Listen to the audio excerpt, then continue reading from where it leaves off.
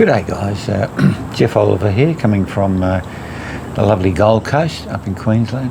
Beautiful today here, 30 degrees, lovely light breeze in the afternoon. Alright, so this is my first video, and I guess I'll see how it goes. But the subject of this video is your personal finances. Now, I know a lot of people are doing hard at the moment, particularly with house prices, which are just a terrible burden. It's just ridiculous, the housing situation. And I intend to put a video out at some stage, particularly talking about housing, but we'll, the idea is just to give you a hand with the basics. At least we can get the basics right, and we can maybe attack the housing monster as we go. All right, going back to my own experience, I was, as a younger guy, I was also, the house price was much cheaper, but I also had little money, little idea how to use money, and was in a terrible position for a long time. And eventually worked my way out of that. And I'll go into the ways and means I did that. So give you some tips and hopefully assist some people out there. So what I'm going to talk about during this video is, first of all, knowledge on your finances. It's very important to have financial knowledge and know how money works. Also talk of a way to work you out of debt, and I'm talking to other things other than mortgage debt. Okay, there are ways to address that, and if we maybe get them out of the way, things might be look a little bit better. And we'll talk about how to build wealth. Building wealth, anyone on medium income in Australia, those people being smashed by mortgage, much more difficult, but for the people who aren't in that situation should be able to build wealth reasonably quickly in Australia. All right, first thing I'll talk about is financial education. Now, going back to my own story, as I say, I knew very little about financial matters. I was doing everything wrong, and eventually the sort of light bulb moment, I thought, well, I've got to do something about this. I don't want to go like this for the rest of my life. I think that stage was about 30 at that point, and I did over time manage to turn things around. So also financial education is very important when considering your own position. If you got that education, you can understand what's tenable and what's not, what you can do and what you can't do. And when you go in to discuss loans or finances with people like bank managers, investment advisors, and these kind of people, you'll be able to go and be able to speak their language and come across as much more credible and more chance of getting the loan if they know you've got everything squared away. And you'll be able to spot the rip-offs and the rorts a lot easier with that knowledge. And we'll talk about the long-term focus. So even though I know some people are doing well, a lot of people are doing it hard. If you're doing it hard at the moment, well, it's not, there's a way out of this. I know it seems like there isn't, but there is a way out of it. And where you are now is a snapshot in time. All right, it's where you are now. It's trajectory, where you're going is important. So we want to get the trajectory going up. We want the debt going down and your personal wealth going up. And especially, we want to take that stress out of your life. So I know it's a sickening feeling, worrying about money all the time. It's no way to live. All right, so we'll see. We'll work towards that. Okay, financial education. I've probably already covered that. All right, but in terms of your study of financial education, it's important to think critically. All right, if someone's trying to sell you something, or you need to study lots of things. There's heaps online now, heaps of books, and when you're reading those, you'll build up financial knowledge up over time. And but just be critical. I made the mistake when I was younger of going into property investing, going into managed funds, and they really weren't suitable for me because I didn't know any better. All right, so think critically and make sure the products you're going into and the way you're controlling your money is suitable, not for anyone else, but for you and your family. Okay, and let's talk about structure. Now, it's kind of a good idea to kind of run your personal finance like a business. All right, you need to go know all your ingoings and outgoings. We need to have a reserve, and we need to get our money coming in. We don't want to lose bits here and there because it mounts up to us a lot of money. All right, so we want a good structure so everything's covered. builds a whole lot, and we got some money for what we really want to do. Structure is budgeting as well. We'll talk about budgeting now. A good budget, and people recoil from the word budget, but because they see it, and it's fair enough, I understand that, they see it as this terrible thing where you're very restricted in what you do, there's no fun, you're living on baked beans, everything's grey and miserable. Well, and you know, that's true if the budget is set up wrong. If you set the budget up right, you need to think of your life in its entirety, and you need to work in like a dinner out or you know, a little holiday here and there, so that you can maintain that. It's very important psychologically to give yourself little breaks here and there. So we'll talk about that. Okay, in regards to your budgeting, let's first talk about covering your costs. Now, if you're going anywhere, you need to know where you are at the moment. So a good idea to review all your costs. You know, don't forget anything, get your old bills out. And first of all, we talk about the big costs that are coming, like your rates, your insurance, your electricity, car reg, all these things. And of course, you know, Murphy being the bastard he is, these things normally come in at once. It's just how it works. It seems to happen. But what we do is get all your old receipts out for these amounts, work it all out and break them down into your pay periods for the year, i.e. Fortnightly 26, weekly 52, or monthly if you get paid monthly. And break those costs down into break your annual costs down into your pay periods. It's often surprising how cheap things are when you do it that way. Also, if you got the money there, then you can take advantage of. Often, if you pay annually, you'll actually pay less for these things. Some companies, banks will offer like, or some companies will offer like you can pay monthly. Be careful with that, because often if you work it out, it's quite a bit cheaper to pay it annually. All right, so you don't only pay an extra just for the sake of a little bit short of money you can't hit it. So annual, cover the costs annually, and when the bills come in, there's no stress. You pay them and you get on with your life, and you just start to rebuild that reserve again, ready for the next one. Even just doing that, if you don't do anything else from there, that will take a ton of stress off you. All right, and if you have got a mortgage, all this money we'll talk about, putting money here and there and savings and what have you, and preparing for the bills. If you've got a mortgage, you can sit that in.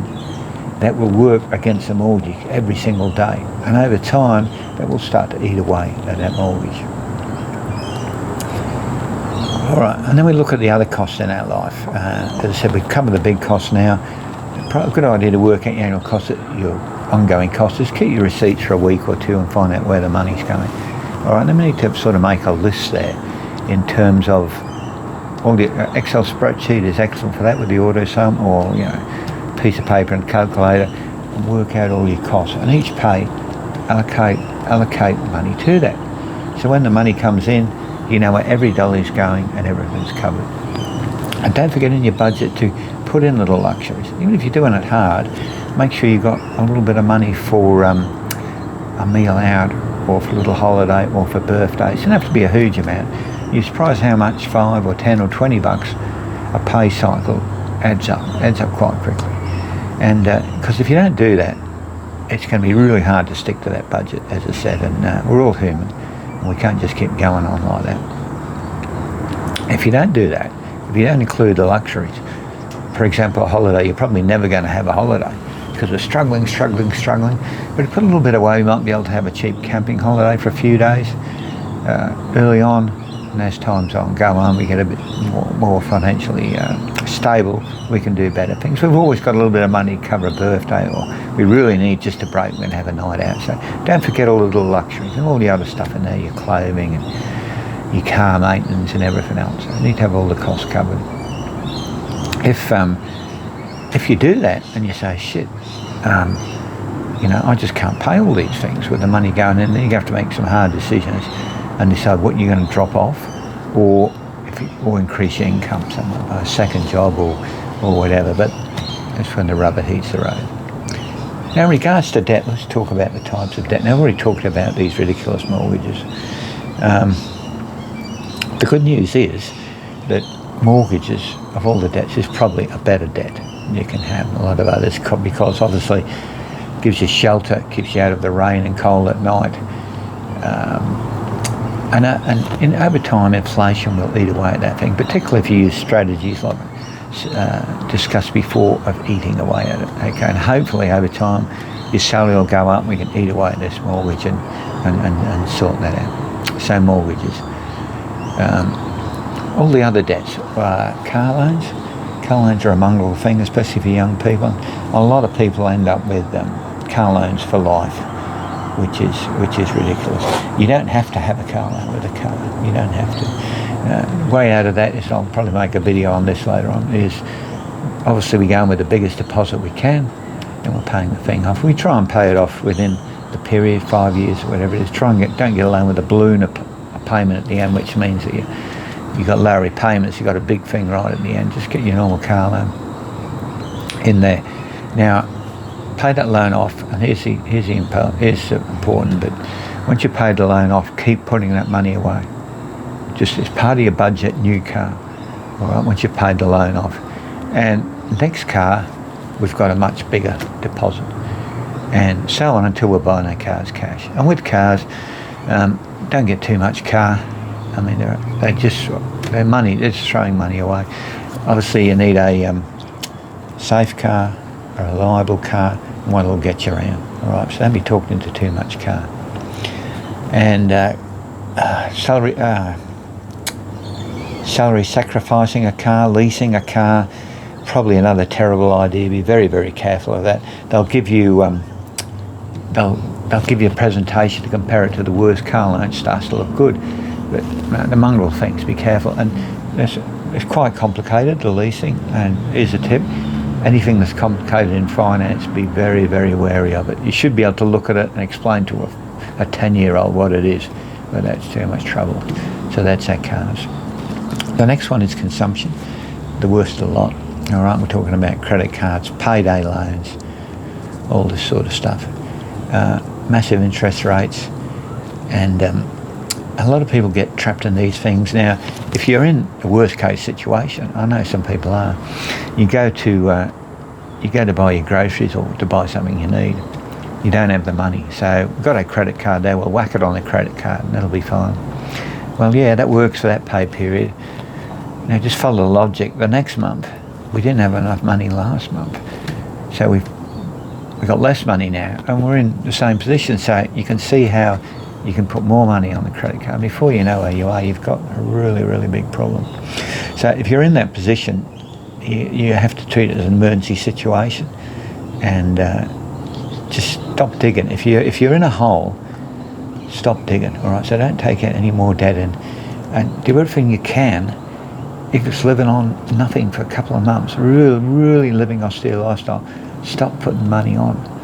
Stop putting money, because you're then changing the trajectory. You're then going in the right direction and the wrong. So just think long term. The previous situation I described, let's say we've got $2,000 a week. I'll just pick a figure out. And we live on that 2,000 and we want a little bit extra. Our money seeps away. And we spend 2,100. Now, where do you think you're going to be in 5 years' time? In deep trouble. Flip that around, and you're living on 1,800. I'll talk more about it in a second. And have 200 to do something else with. 5 or 10 years' time, totally different situation. Totally different situation. All right. So we talked about structure, budgeting, and the types of debt. Next thing on the cover is savings. Now, probably gone out of vogue with savings, but savings is very important, and particularly in our budgeting. Even if we're in a bad position, we need to start building up a reserve fund, a little bit of money that's reserved in case something bad happens, because something bad always happens. That's just the way things work. Particularly good if you can pop that in your mortgage or work against your mortgage. Fantastic idea. So try and at least get $1,000 initially, even though it'd be hard to do, and we build it up over time. Let's say $1,000. Now, the reason it's very important for that is because during our process of paying these debts down, something will go wrong, and then we got no money. We have to go back into debt. All right, so we can avoid that. We definitely need a little emergency fund. All right.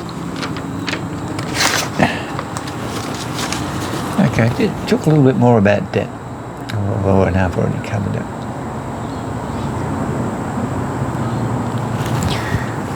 Okay, now let's talk about actually paying this debt down. Now, there are a number of methods to do this. It's just throwing money at as comes in, thinking, I want to pay this off or throw everything at it, normally doesn't work. It doesn't end well. So a good method is to work out all your debts and list them down, smallest to biggest, all right?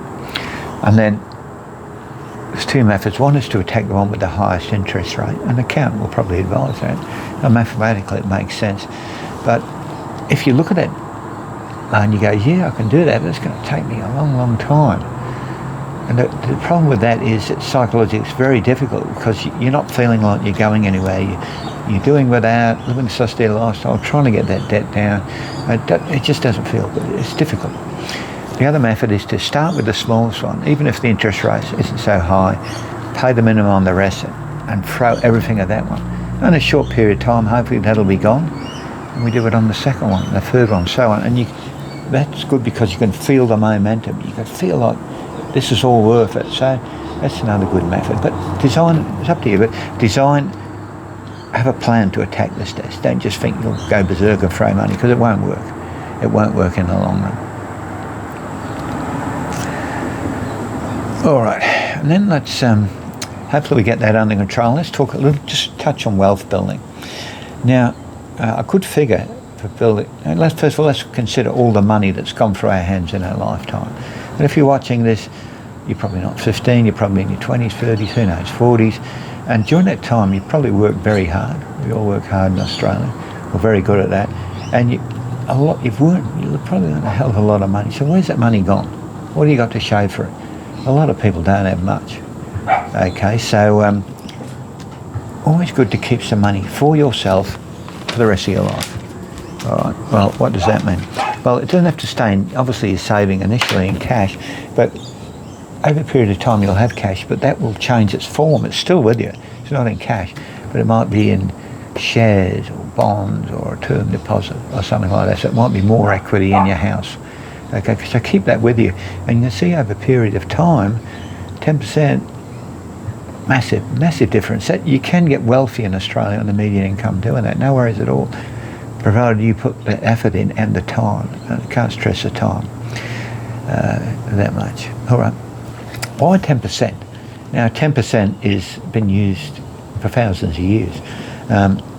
Religions, some of the religions expect you to TIF, that is give 10% of your wealth to the poor or your income to the poor.